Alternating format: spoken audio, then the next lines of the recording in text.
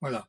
Donc, nous lisons Marc, nous sommes arrivés à la fin du chapitre 12. C'est très bien fait. On commence un camp au début d'un chapitre, on le finit à la fin du chapitre. Et ça fait un petit moment quand même. Voilà. Donc, nous lisons Marc chapitre 12, quelques versets, verset 41 à la fin.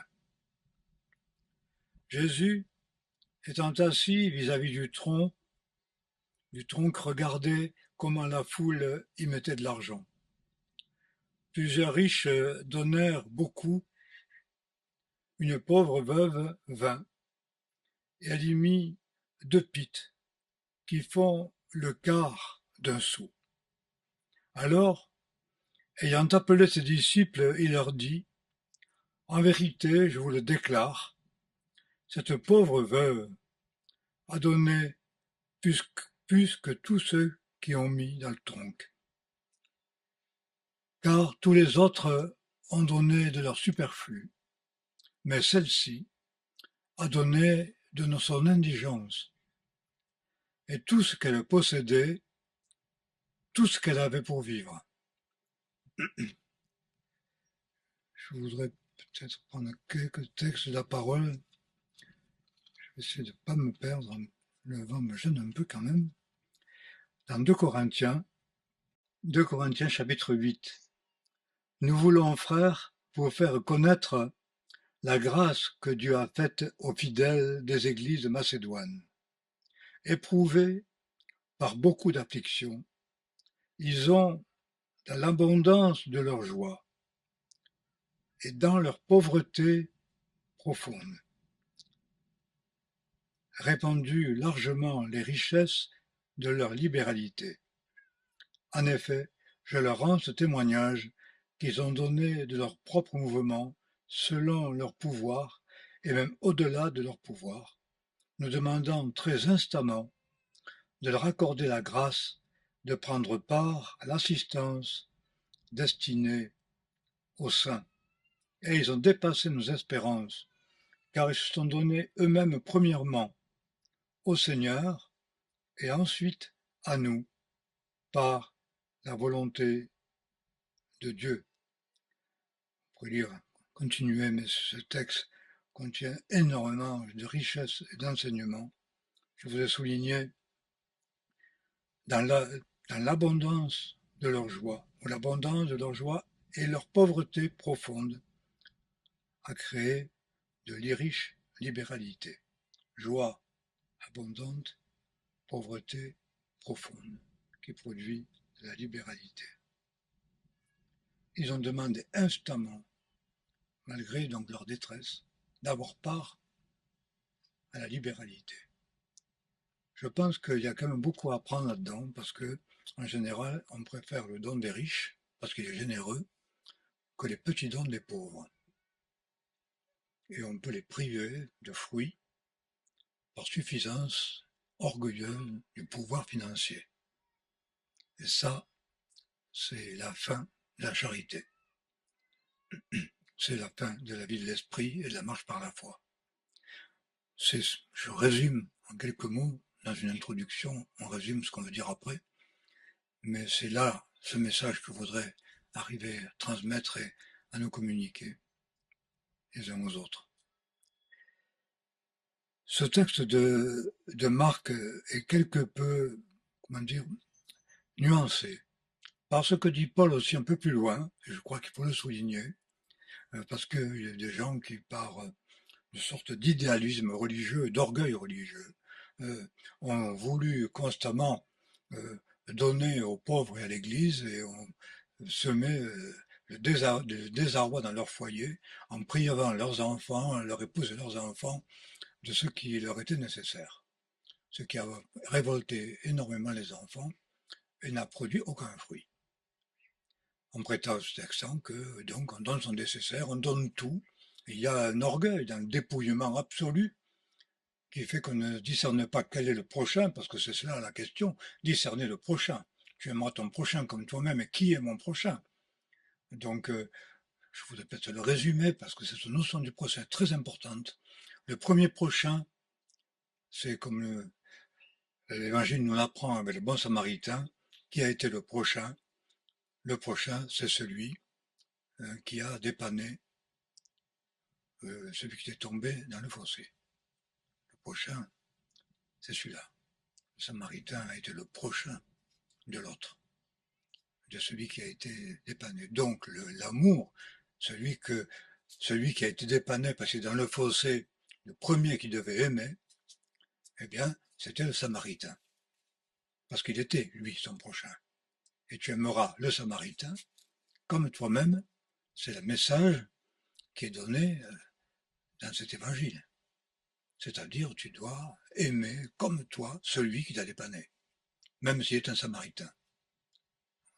Celui donc qui t'a aimé. On doit l'amour premier à celui qui nous a aimés. Notre premier prochain, c'est notre épouse et nos enfants. Et ensuite, ce que le Seigneur nous donne à aimer, c'est pour cela que je vais toujours prier ça depuis le début de la mission. Seigneur, montre-moi, conduis-moi vers, ou conduis vers eux, vers moi, ce que tu me donnes à aimer et à aider, à secourir. Quels sont ceux que tu me donnes? Quels sont les prochains que tu me confies? Depuis, j'ai élaboré un peu plus la réflexion, comme peut-être vous le voyez. Je n'ai pas pensé à tout ça au départ, mais c'était cet instinct, me semble, cette prière inspirée qui m'a toujours accompagné et j'espère m'accompagnera encore. Donc il ne s'agit pas de mettre son premier prochain dans le besoin sous prétexte d'aimer le monde entier. C'est pour ça le prochain qui est à l'autre bout du monde, comme on dit, parce que, qui motive parfois la mission, l'évangélisation. On voit toujours le prochain à l'autre bout du monde.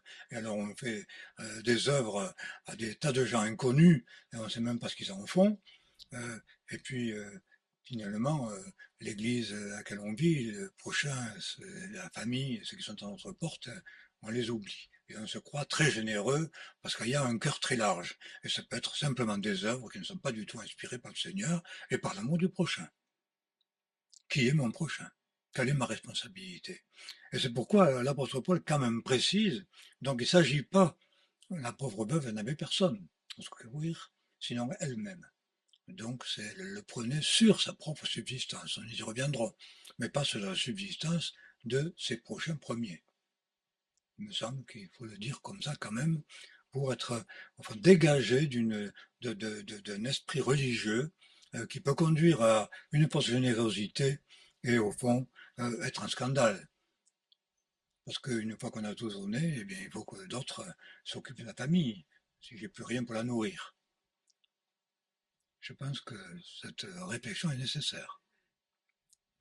Donc 2 Corinthiens, chapitre 8, verset 13, certes la fin d'un camp et un cadre comme ça est difficile pour faire une étude biblique exhaustive, elle ne sera pas exhaustive, mais il y a quand même certaines choses, il me semble, qui sont nécessaires à apprendre. Et nous pouvons lire dans 2 Corinthiens, chapitre 8, dans cette collecte, dans le même contexte que cette collecte pour les pauvres de Jérusalem, hein, c'est quelque chose de d'ailleurs très très frappant parce que dans les actes des apôtres, il nous est dit, il y a eu un élan de générosité et tous ceux qui vendaient des champs le donnaient aux pauvres, de sorte qu'on disait qu'il n'y avait aucun pauvre à Jérusalem. Mais ça n'a pas duré, puisqu'ils sont devenus tellement pauvres qu'il a fallu une collecte de la part des chrétiens de Corinthe et d'ailleurs pour subvenir aux besoins de l'église de Jérusalem. Donc cette abondance n'est pas forcément constante et on peut se poser la question, quand on est à l'abondance, il faut penser à la disette. Parce que les deux peuvent survenir malgré tout dans la vie d'un chrétien et dans la vie d'une mission. Nous avons été dans des temps d'abondance, nous sommes au bénéfice de beaucoup d'abondance, beaucoup de générosité, beaucoup de dons, mais ça n'est pas exclu qu'on puisse se retrouver dans un temps de disette.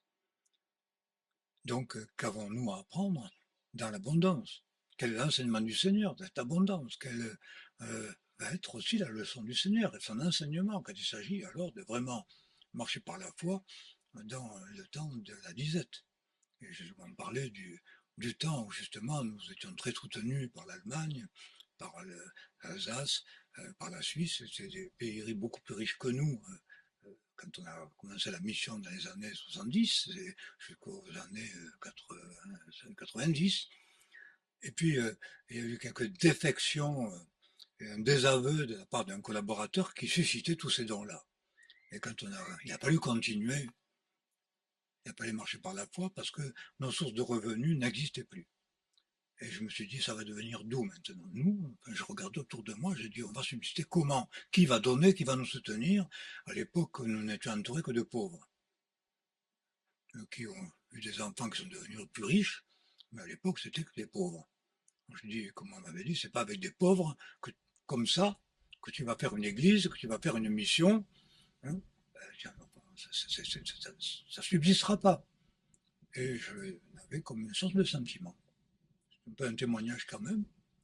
Et c'est vrai que là, dans cette disette, dans cette pauvreté, aujourd'hui, on n'a pas commencé, on commençait pas les bâtiments parce qu'on avait l'argent pour le finir.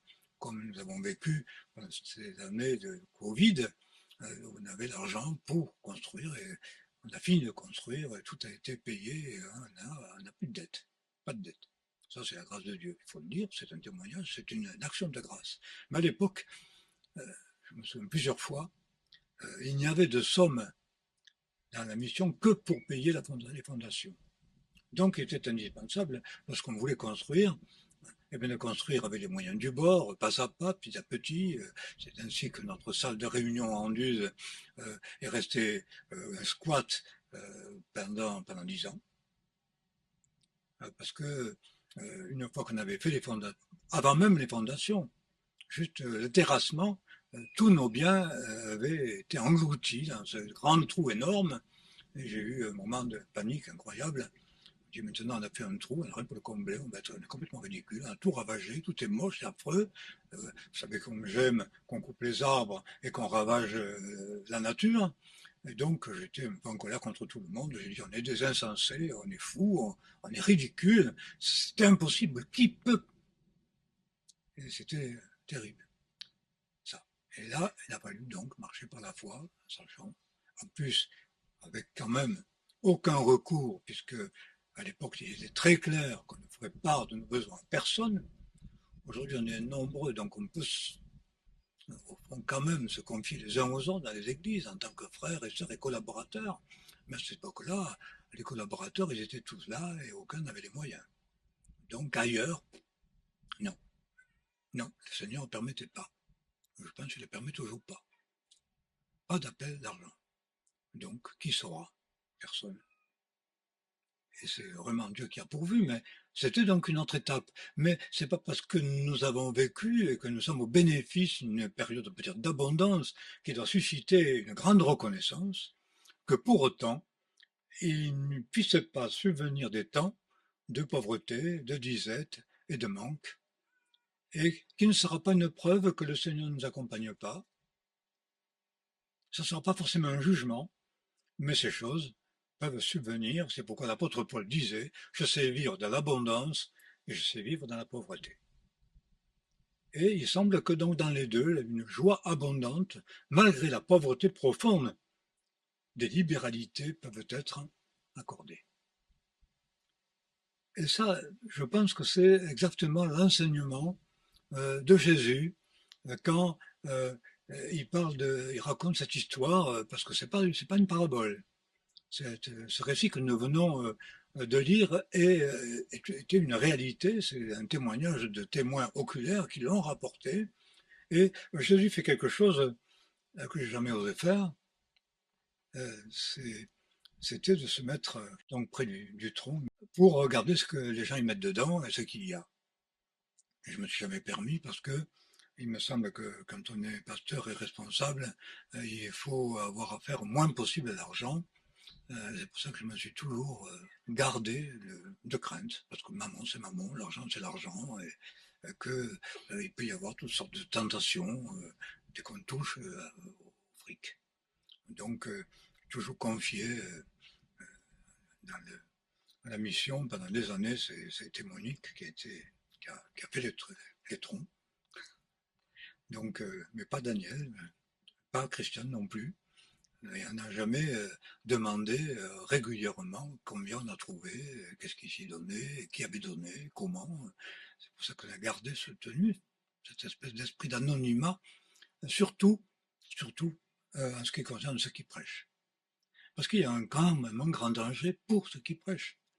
C'est-à-dire, il y a les prophètes, ils disent des bonnes choses quand ils ont un bon morceau sous la dent, quand ils sont bien soutenus, qu'ils ont tout ce qu'il faut, mais ils deviennent agressifs et méchants dès qu'ils sont privés.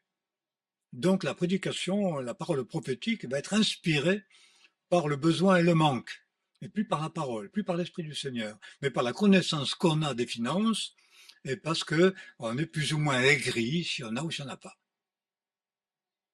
Et ça, c'est quand même aussi l'évangile de la prospérité, qui dévore, comme vous l'avez souligné, je pense, Jérémie vous l'a expliqué, je pense qu'il vous l'a expliqué, puisqu'on en a parlé ensemble, avant et après. Donc, nous sommes en communion en tout ça, mais il dévore les maisons des veuves, et moi, j'ai assisté à des conférences, surtout au Brésil par exemple, mais ailleurs aussi, disons avec des locaux d'une richesse absolue, extraordinaire, enfin admirable. Je dis, mais à part Dieu apparemment les bénit, pourquoi ne bénirait pas nous aussi? On ne pourrait pas aussi construire comme ils construisent en Corée, etc., et avoir cette espèce d'abondance, de support. Bon, moi, ça, j'aime le beau, hein, c'est même pas besoin de le dire. Hein. L'esthétisme, le choix éclectique des choses, tout ça, bon bref. Et donc ça suscite une envie, ils sont bénis. Sauf qu'on s'est rendu compte que c'est en dévorant les maisons des veuves, comme m'a dit une fois quelqu'un, qui parlait de marcher par la foi d'ailleurs, qui avait dit, vous savez, dans l'évangélisation, il faut chercher les veuves riches, parce que comme ça, elles sont veuves et on pourrait avoir leur héritage. Et il y a beaucoup de veuves qui se prennent des héritages de veuves parce qu'on a convoité leur bien. Ce qui n'est pas du tout une bénédiction, mais bien l'inverse. Vous dévorez les maisons des veuves. Et des pauvres qui venaient étaient dévorés par les appels financiers en disant un petit peu ce principe, plus vous donnez, plus vous serez bénis. Et donc, ceux qui n'avaient rien et qui avaient envie je sais pas, de découvrir la poule aux odeurs, hein, eh bien, donner leur œuf en espérant qu'ils en auraient 10, mais en or. Et ces choses existent dans le monde religieux. Et ça paraît être la marche de la foi. Je pourrais citer plein d'exemples de ce style, mais de manière moins, on peut dire moins ostensive, moins grave peut-être. Nous pouvons être quand même, en tant qu'œuvre de Dieu et individuellement parlant, dans les églises, dans cet esprit vis-à-vis de l'argent, vis du pouvoir de l'argent, et puis aussi, et là c'est le problème peut-être le plus profond, dans cette espèce de notion de valeur, de quantité, qui est l'inverse dans l'évangile. Ce qui m'a frappé dans cet évangile de Marc, c'est que toutes les valeurs naturelles disons, calculées, les modes de calcul de la part du Seigneur et dans le royaume de Dieu est carrément l'inverse des notions de valeur que nous pouvons avoir nous-mêmes. On peut prendre ne serait-ce la notion de temps. On ne peut pas tout prendre, mais la notion de temps, eh bien, on lit. Celui qui vient après moi était avant moi. Celui qui vient après moi m'a précédé. Vous avez vu ça où? C'est une notion de temps renversée. Le temps biblique n'est pas le temps de Dieu. Nous avons une parabole alors qui est la parole des ouvriers de la dernière heure, une parabole qui m'a beaucoup touché, beaucoup encouragé et réjoui, poussé à la reconnaissance. Cette parole, ce sont des employés, les premiers sont embauchés, maître s'entend avec eux sur ce qu'ils vont gagner, et puis à toutes les heures, il va en embaucher d'autres. Et puis il s'entend avec chacun sur ce qu'il va gagner, c'est la même somme. Et ensuite vient celui qui est embauché à la dernière heure, et à la fin, la distribution, la paye, eh bien voilà que celui qui a travaillé qu'une heure va avoir le même argent que celui qui a travaillé toute la chaleur du jour, et ce qui suscitera bien sûr une réaction très socialiste. Comment se fait-il qu'il n'ait travaillé qu'une heure et que nous qui avons travaillé toute la chaleur du jour, hein, nous qui avons tant fait, nous qui avons tant prié, nous qui avons tant agi, nous qui avons tant œuvré, quand même, nous mériterions un peu plus de considération que cette espèce de marginal insupportable qui finalement, après avoir entendu toute sa vie, ou n'avoir rien entendu, et n'avoir jamais été appelé, à bosser 3/4 d'heure. Non? Enfin, je pense qu'on pourrait raisonner comme ça, à juste titre, quand nous raisonnons à la relation avec nos valeurs. Et donc, le maître va répondre, mais est-ce que je ne m'étais pas entendu avec vous sur ce salaire? Ils ont dit oui. Alors, il ne se manque rien, on s'est entendu sur ce salaire. Ça ne le regarde pas si celui qui a travaillé qu'une heure a le même salaire. On s'est entendu sur un salaire. Et c'est ce qui m'a beaucoup marqué. Vois-tu d'un mauvais œil que je sois bon? Vois-tu d'un mauvais œil que je sois bon? On a tendance à accorder avec le temps de travail, même au niveau spirituel, une bénédiction supérieure à cause de la quantité de travail, à cause du temps de travail, je dirais la réalité du ministère. Je me trouve, voilà, petite fin, enfin j'en sais rien, moi je ne sais pas combien de temps ça durera, mais à la fin, normalement d'un ministère, puisque à la retraite déjà depuis bientôt 10 ans. Mais je sais aujourd'hui, jusqu'au fond de ma conscience, que mon temps de travail et mes œuvres, ce qu'est la mission et tout ce que j'ai pu y faire, n'a aucun, ne me donne aucun droit, ne me justifie en rien, et que ma seule assurance au fond de ma conscience aujourd'hui, c'est la grâce de Dieu qui me sera apportée quand il paraîtra. Et en dehors de ça, je ne me donne confère aucun droit de plus que quiconque. Et ça, c'était quelque chose, je crois, dès ma jeunesse, le Seigneur me l'a montré, mais c'était à l'époque pour me rassurer. Parce que j'avais le sentiment toujours que les autres avaient renoncé à beaucoup, et moi rien du tout. Qu'ils étaient capables dès leur jeunesse de faire des choses très, très grandes par le chant, toutes sortes de capacités intellectuelles, matérielles, pratiques, etc. Et que moi non. D'ailleurs, certains me l'ont bien fait sentir et les circonstances me l'ont montré. Ce qui fait que ce qui restait, la seule chose qui restait, c'était cette certitude d'avoir été choisi pour prêcher peut-être pas, j'en savais rien, pour, oui, pour m'occuper des malheureux, ça c'était sûr. Qui étaient malheureux comme moi, ni plus ni moins. Je leur ressemblais, ils me ressemblaient, je les aimais, et ma vie était pour ça. Mais c'était une joie, c'était pas un renoncement. C'était un bonheur et un privilège incroyable. Et je me suis toujours senti dans la peau de ce chômeur, au fond, qui n'a pas de boulot parce qu'il ne sait rien faire, à qui on ne peut pas donner de travail, parce qu'il n'a pas de capacité. Et quand mon chef a dit à mon père, je ne sais pas ce que je vais faire de Daniel, je me souviens, mon papa avait dit, occupe-toi de Daniel. C'est un missionnaire.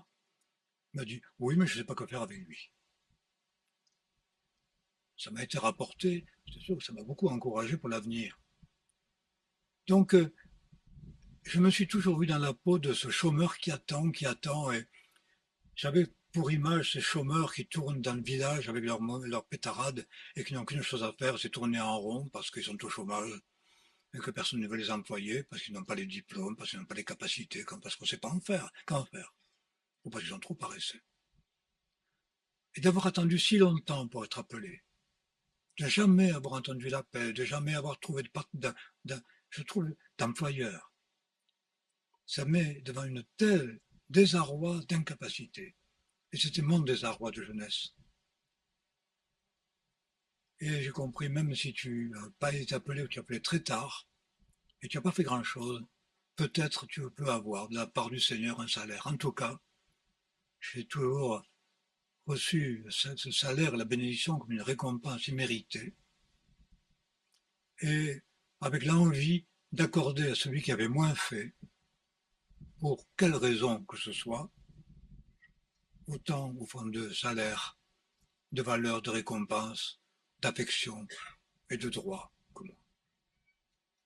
Et c'est encore vrai aujourd'hui. Il y a un renversement des valeurs. C'est pas parce qu'on a beaucoup travaillé qu'on aura plus. C'est pas parce qu'on aura beaucoup donné comme un riche. Parce que finalement, c'est souvent pour le riche, oui, c'est le superflu, voire même que ça dîme. Et comme mes riches a donné beaucoup, et comment dire, on se console facilement avec ce beaucoup. Alors que, au fond, on n'a pas donné grand-chose aux yeux de Dieu, et que la pauvre veuve qui a donné son nécessaire, elle a donné beaucoup plus.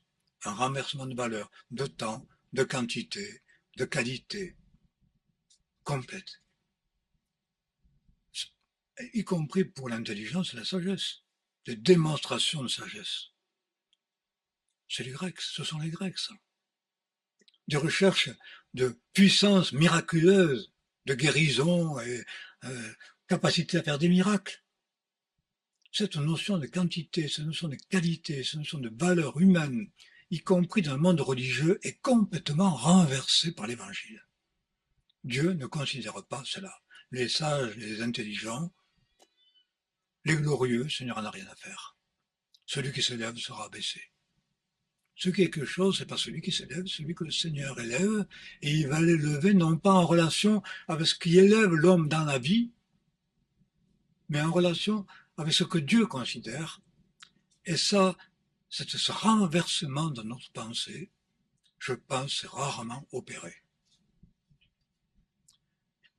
Et c'est quelque chose qui nous est donné dans les textes, je pense qu'on n'a pas fait exprès, on suit les textes, on arrive là, et qui tombe sur un moment de préoccupation pour nous, justement de cette période de, on peut dire, de bénédiction qui a fleuri, on a créé beaucoup d'œuvres, on a des maisons relativement somptueuses, des lieux d'accueil, etc.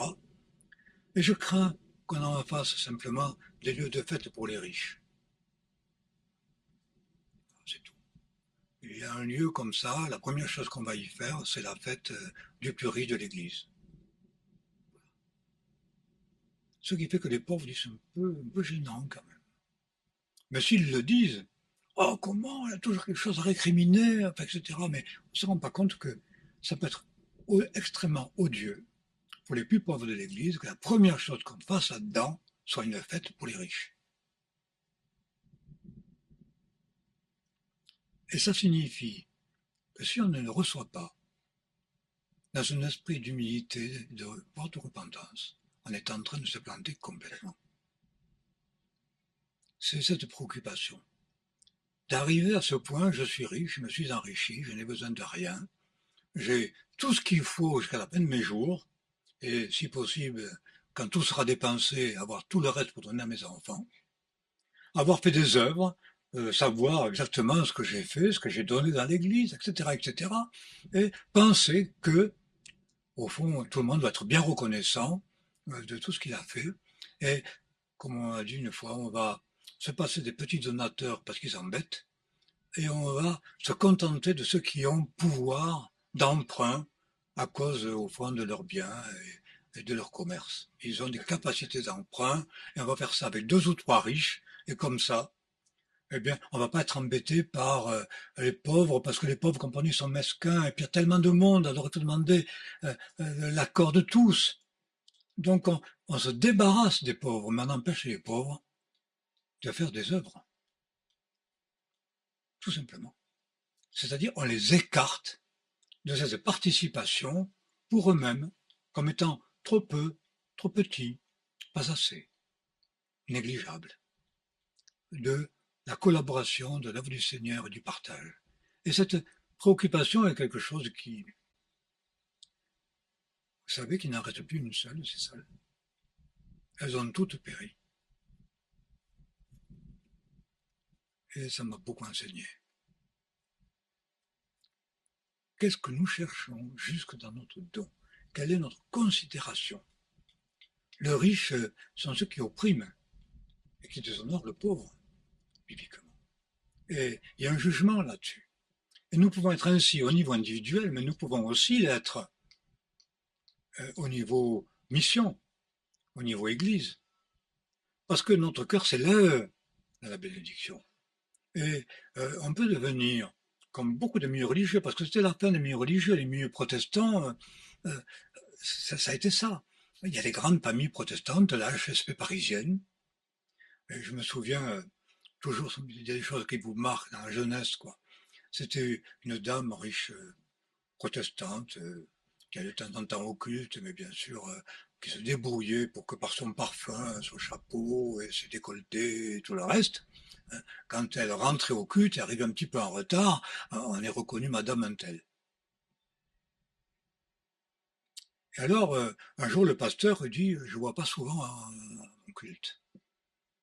Alors, évidemment, il manquait de nom, il n'y a plus personne, vous savez, dans les cultes de culte aujourd'hui protestants, il n'y a plus grand monde.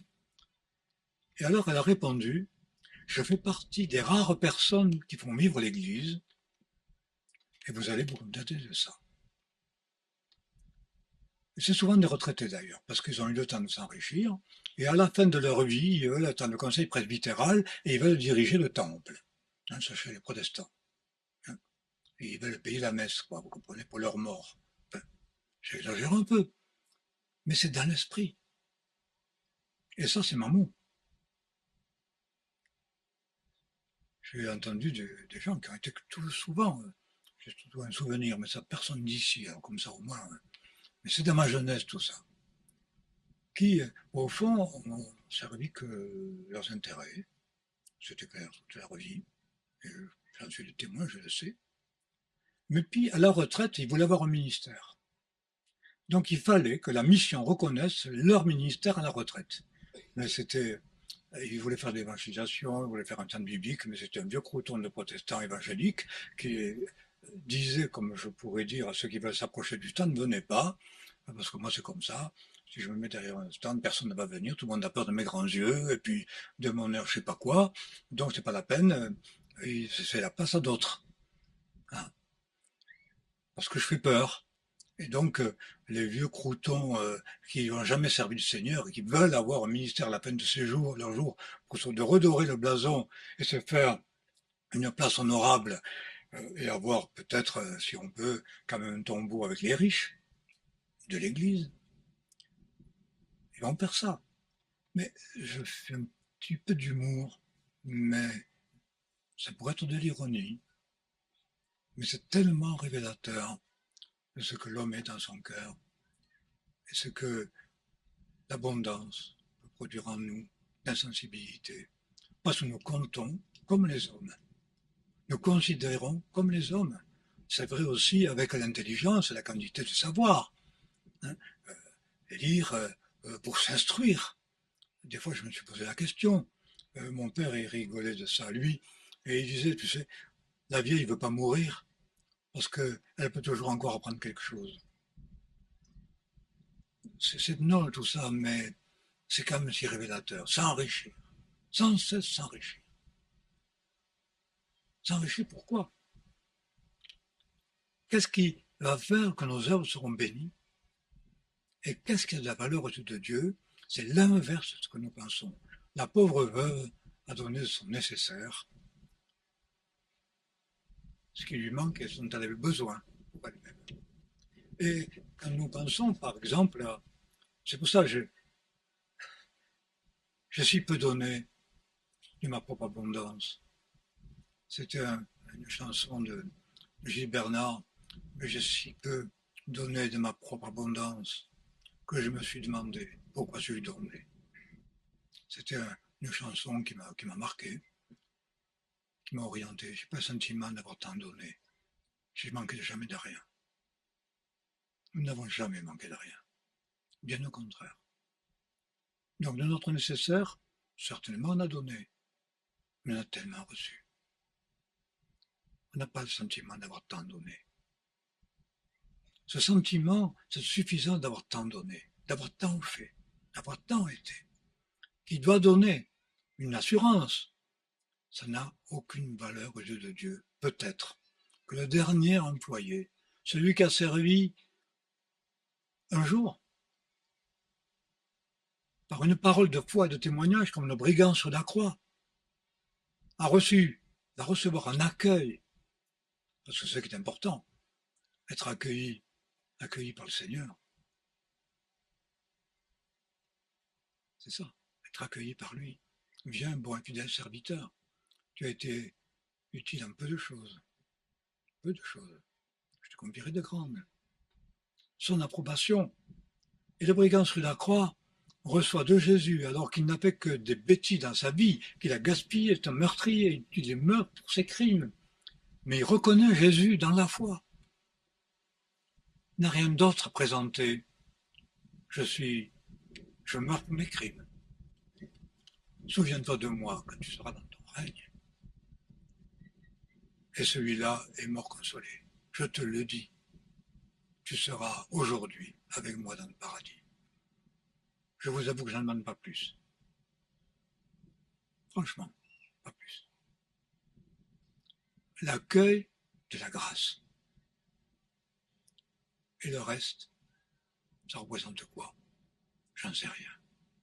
Dieu le sait. Dieu seul le sait. Parce que l'Éternel regarde au cœur. Et il me semble que nous devons accepter de nous laisser véritablement renverser dans nos notions de valeur et de quantité. Il faut bosser, bosser, plus on sait, parce qu'on bosse tellement, on est tellement pris par le boulot, on ne peut pas s'arrêter, on ne peut pas cesser d'apprendre, on ne peut pas cesser de faire, on ne peut pas cesser de dire. Il faut, on est pressé par quoi? Qu'est-ce qui nous pousse? L'expression de nous-mêmes ou l'amour du Christ? L'amour du pauvre, l'amour du petit. Aider au fond mon frère à faire des œuvres, pour qu'il ait aussi sa récompense, plutôt que de jouer des coudes et d'en faire toujours pour l'empêcher, lui, de servir. Ça, c'est les retraités. On peut faire beaucoup de choses pour empêcher les autres de servir, alors qu'on est appelé encore à servir ceux qui servent. C'est ce renversement, cette conversion du cœur, je pense, avec cette notion franchement humaine en tous les niveaux de la vie qui nous concerne. Parce que nous tombons là-dedans très vite. Et le Seigneur a une autre orientation, une autre vision. Elle a donné son nécessaire. Et nous chantons souvent ce que nous oublions, nous qui faisons quand même des œuvres, qui avons à cœur l'hospitalité. Mais vous savez, on a à cœur l'hospitalité. J'ai fait beaucoup, beaucoup de mariages. Tu me disais, on a à cœur. C'est de quoi tu veux qu'on parle? Parle, Daniel, sur l'hospitalité. On veut pratiquer l'hospitalité. Oui, mais sauf qu'il ne faudrait pas qu'elle nous dérange trop. Il faut être sûr quand même qu'ils ne vont pas manger trop, qu'ils ne vont pas trop être encombrants, que je vais pouvoir leur donner suffisamment de confort, je ne sais pas quoi. Non.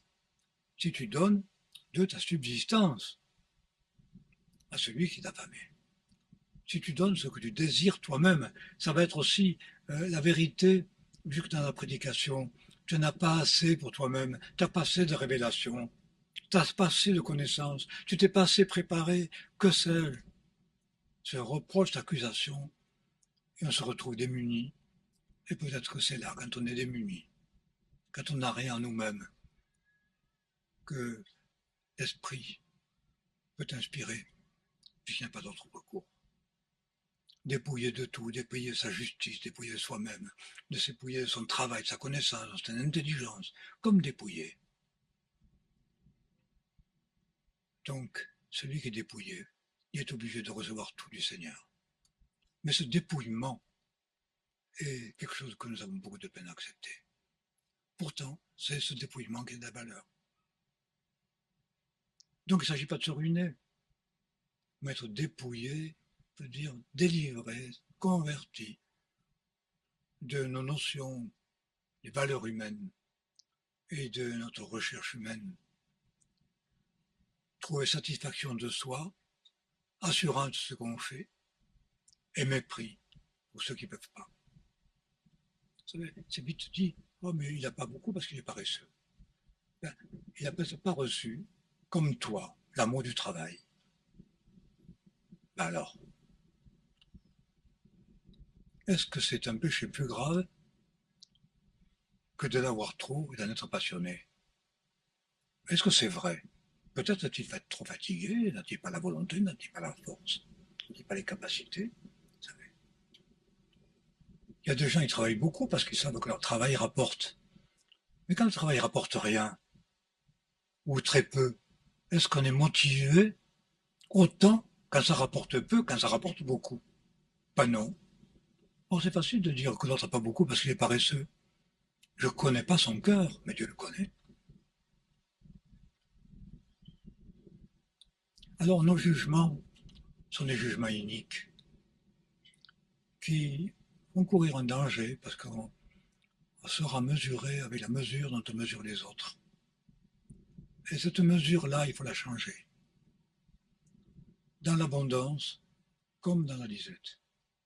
De manière à servir aujourd'hui avec joie, parce que la pauvreté profonde dans la joie produit la libéralité. Alors que la richesse dans l'amertume, dans le jugement, dans le calcul bien fait, peut produire beaucoup de pauvreté autour de soi et beaucoup de douleur.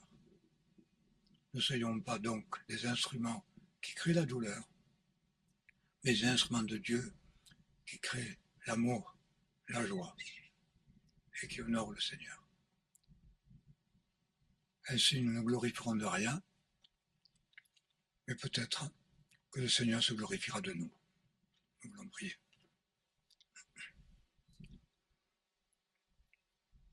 Seigneur, nous voulons nous laisser renverser dans nos jugements, ta parole nous y oblige, et ces méditations nous instruisent. Et donne-nous la grâce de te servir avec la même générosité, la même joie, dans la pauvreté comme dans l'abondance.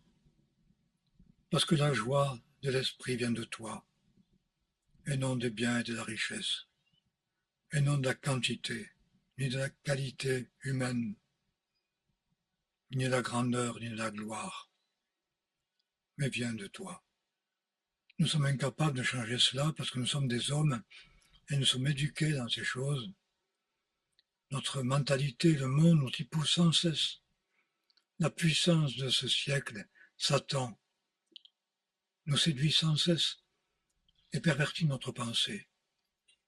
Mais tu nous convertis par ta parole et ton esprit.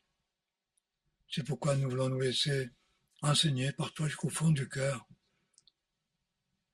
et te prier de nous accorder encore la grâce de te servir toujours, parce que tu nous demandes, parce que tu nous as aimés en te donnant toi-même, et parce que tu nous demandes, et c'est ton ordre, de donner notre vie pour les frères, en pure perte.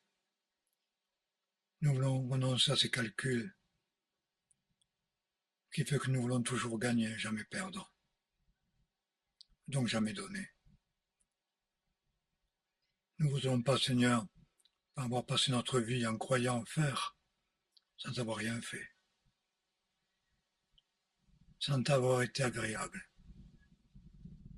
Merci de nous enseigner par ta parole et d'agir sur nos consciences par ton esprit, afin de te servir en liberté et au sein de l'abondance, ne pas ressembler à des morts, mais des hommes et des femmes qui vivent par l'esprit, dans l'amour.